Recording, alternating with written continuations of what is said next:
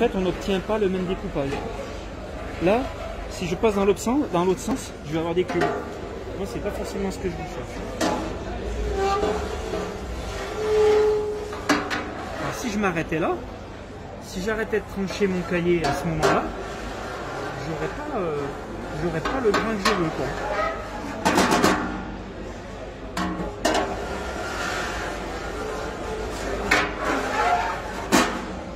Là, on peut voir que j'ai fait des petits rectangles, quoi.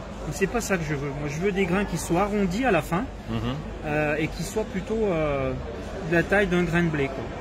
Donc là, c'est beaucoup trop gros, quoi. Donc je vais continuer de trancher.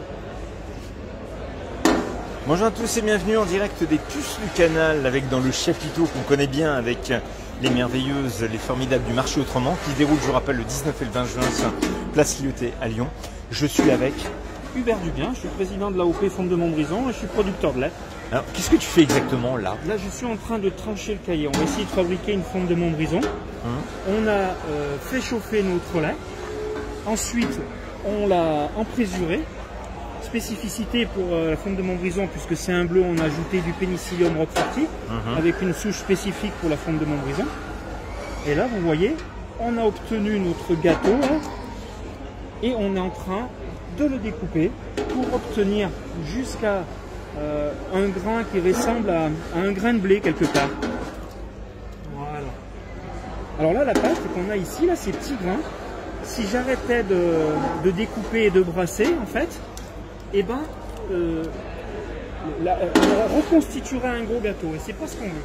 Donc c'est pour ça qu'après, une fois que j'aurai obtenu la grosseur du grain que je veux, on va continuer de brasser. Et le brassage, il sert à arrondir le grain.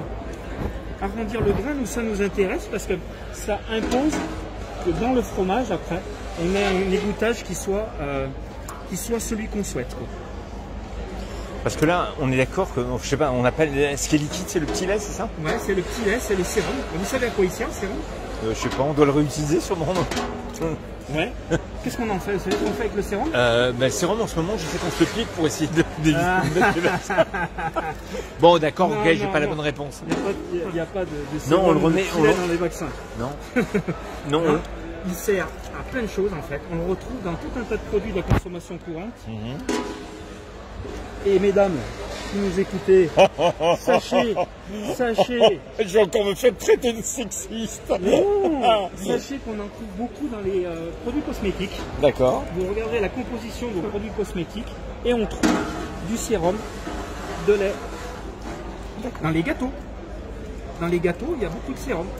Alors, dites, sans doute, dans beaucoup de gâteaux, il y a du sérum. Ouais, mais alors, là, j'ai l'impression qu'il y a 90% de sérum et 10% de fromage. Regardez mon bidon là. Ouais. 25 litres de lait. Ouais. Je vais faire une flamme de 2,5 kg. C'est tout? C'est ça. D'accord, ok. Vous comprenez? Oui, non, mais oui, je me rends compte. Donc là, quand vous avez tout découpé, qu'est-ce que vous faites après? On a une série de brassages et de repos. Ouais. Là, moi, je suis encore limite, hein. Je suis encore limite en grain, vous voyez, c'est encore trop gros là. Allez, je retrouve encore des choses qui sont... On a une série de brassages qui sert à, comme je l'ai dit tout à l'heure, à arrondir le grain, mais aussi à faire sortir le sérum du cahier. Là, je vais un peu plus vite. Est-ce que j'ai le droit de dire des choses que je ne suis pas censé dire? Parce que j'aime bien parce qu'il m'a expliqué que c'était la guitare du fromager, ça. Il se rappelait plus le nom. Donc c'est une guitare du fromager. C'est ce qu'on appelle la guitare du fromager. Sinon, c'est le tranche-cahier, de manière plus professionnelle. Mais il est toujours comme ça? Parce qu'il est relativement large là. En fait, ça dépend. Dans toutes les méthodes, toutes les technologies, on n'utilise pas le même. Est-ce que vous faites ça pendant longtemps? Jusqu'à obtenir un grain qui soit de la grosseur d'un grain de blé. Vous voyez déjà là, je le prends dans ma main, déjà il recommence à se coller. Ça c'est bon signe. Mais par contre, il ne faut pas qu'il se colle. Moi, il faut que je continue de le travailler. Pour moi, il n'est pas assez petit, donc je continue. Ce sont des machines qui fonctionnent d'habitude? Comment ça se passe? Ça dépend des ateliers. Dans des ateliers qui sont un peu conséquents, oui, c'est des machines. Sinon, dans des petits ateliers, c'est fait manuellement. Oh mon Dieu! Pour avoir une idée, ça. Donc c'est dans ces... Enfin, j'appelle ça des tubes. C'est des moules. Ce sont des moules. Et il y a combien de moules qui se font en général par jour?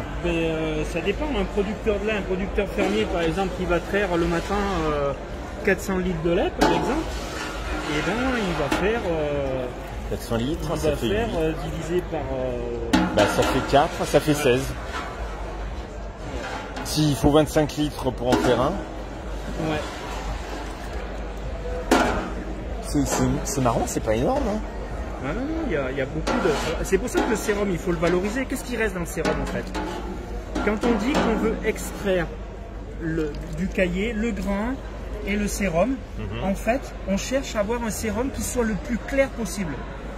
Si mon sérum il était blanc, là, vous voyez, il fait l'eau là quand même, il est pas mal.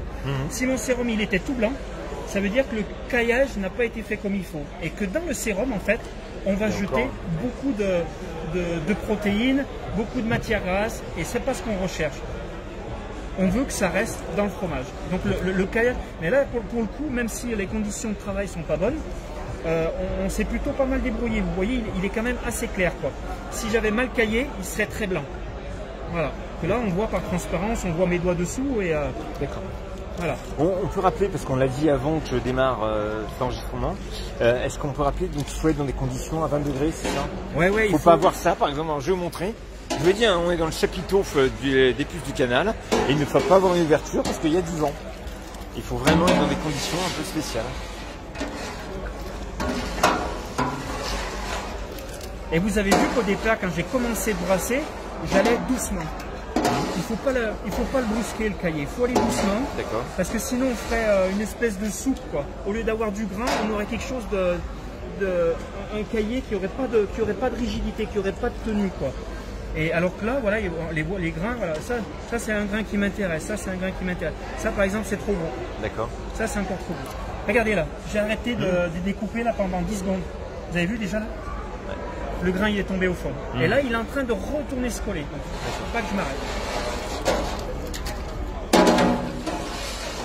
Et là maintenant que je vois que mon grain se tient bien, je peux me permettre d'être un peu plus rigoureux sur le travail du grain.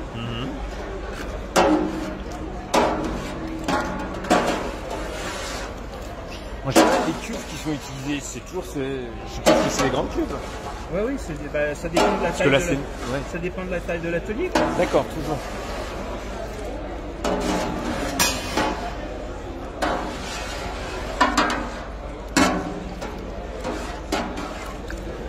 Voilà. Là, je vais arrêter mon découpage. D'accord. Là, je pense que je suis pas mal. Là, je commence à être pas mal. Je vais arrêter le découpage. Regardez comme il se collait déjà là. C'est en train de se coller très vite. Et pour empêcher qu'il se colle, ou plutôt pour le décoller quand il commence à se saisir comme ça, je vais utiliser cette petite palette. D'accord. Là il est en train de se reposer, je le laisse faire un petit peu.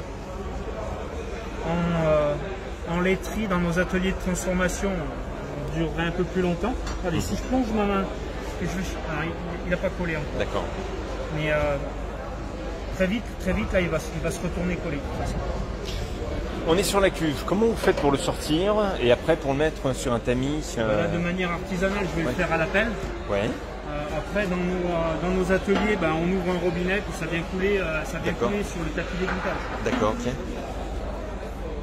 Donc voilà, là on est sur une phase de repos.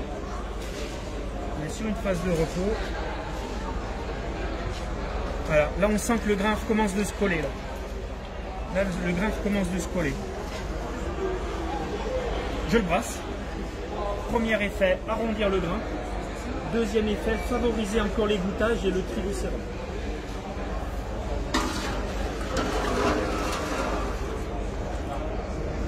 Je pense que je vais censé rester combien de temps comme ça? Plus il reste. Là on est en démo, ça va aller vite.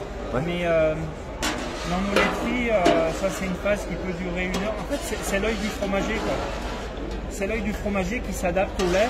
Le lait, suivant s'il est fabriqué à l'hiver, à l'été, au printemps, des fois on a des saisons très pluvieuses, le lait ne se comporte pas pareil quand on veut le fromager, quand on veut le transformer.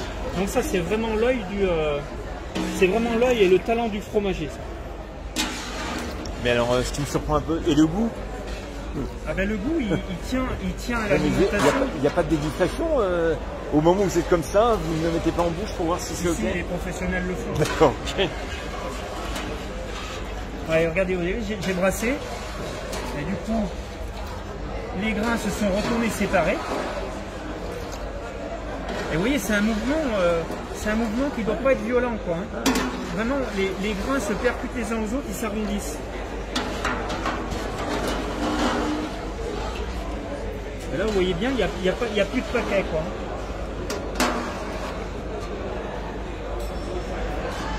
Et là, je laisse reposer, c'est là que le fromager va boire un coup. Quel traître. Vin et fromage dans le chapiteau des Puces du Canal.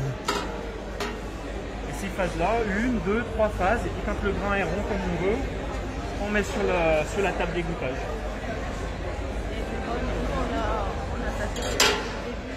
Vous avez zappé le début, mais c'est pas grave, madame, je suis là pour vous expliquer. Le lait, on le fait chauffer, on monte à température et on reproduit grosso modo ce qui se passe dans l'estomac d'un veau. C'est-à-dire qu'on va rajouter de la présure. Le veau fabrique naturellement, c'est fabriquer la présure pour cailler le lait. Un petit veau, il ne sait pas digérer du lait. Il sait digérer du lait caillé. Et lui, il fabrique naturellement sa présure. D'accord ? Si un petit veau, on lui donne du lait froid, le lait froid, il ne caille pas, le petit veau sera malade. On donne toujours du lait à température à un veau pour qu'il puisse le cailler. Là, en fait, on reproduit à peu près la même chose. On rajoute de la présure. Cette présure fait cailler notre lait. Au départ, on a un gros flanc. Et ce gros flanc, on vient le découper avec quoi, je vous ai dit, vous devez savoir. Une guitare à fromager, c'est comme ça qu'il l'a appelé. Je le dénonce. On est musicien. C'est pas vrai. On va monter le groupe des guitaristes du fromage. Mais non, comment ça s'appelle? Une tranche caillée. Mais si, mais on l'appelle aussi le guitare du fromager, c'est pas une bêtise. Hein, ah pardon, je croyais que c'était une plaisanterie. Non, c'est pas une plaisanterie. Mais ça s'appelle un tranche caillé. Et là, on va le découper jusqu'à obtenir pour nous, pour la fonte de Montbrison, un grain qui soit l'équivalent de la grosseur du grain de blé, entre le grain de blé et le grain de maïs. Voilà. Et comme on a découpé avec du fil, le je vais continuer de laisser expliquer. Moi, je vais me rendre juste sur le stand pour que vous voyez quoi ça ressemble. Donc là, on a vu comment c'était. Et puis, le final du final, vous voyez ça, en plein milieu du chapiteau. Et voilà, et elle est là. Et voilà à quoi ça ressemble quand c'est fini. Vous l'avez goûté? Non, pas encore. Là, vous avez ici, comme il disait donc, système. Et puis, la meule, quand elle sort.